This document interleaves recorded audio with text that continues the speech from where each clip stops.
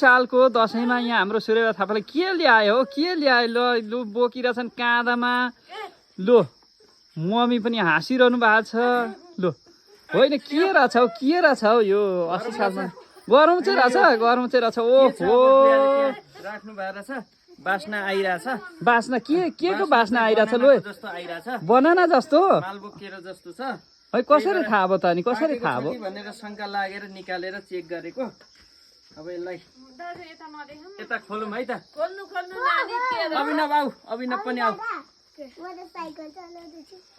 लु अभि थापा पनि र सफल थापा पनि त्यहाँनिर जाने रहेछन् है त के रहेछ हौ लु ओहो लु खोले है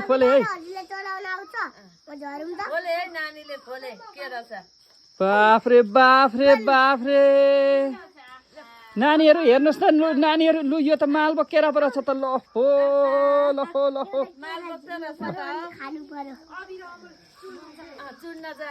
यी भाइहरू त यो कोला चोड्न पो जान्छन् जस्तो छ हौ पाके छ हो आम्मा हो यो चाहिँ के बारीकै रहेछ नि हौ लु आहा एकदमै यो मालबोकको एकदम सप्रेको राम्रो यो विषयमा के भन्न चाहन्छौ त बाबु कोला त ल्यायौ यो एकदम राम्रो छ यो मालबोकेरा यो आफ्नै बारीको हो यहाँले पकाउन हाल्नु भएको रहेछ यो ब्ल्याङ्केटमा मजाले छ यो आफ्नै उत्पादन अर्ग्यानिक है यहाँ फेरि बिसारी भनिकन चाहिँ केही लागेको छैन है ल है यो चाहिँ अब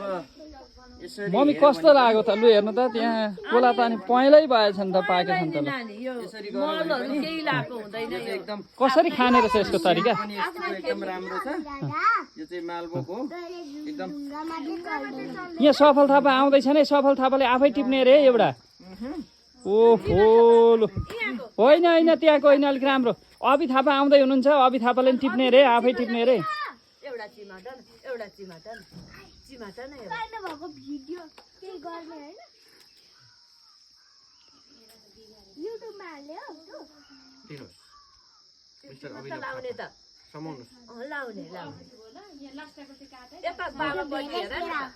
लु सफल थापाले त खानुभयो त हौ लु कस्तो लाग्यो सफल थापा कस्तो छ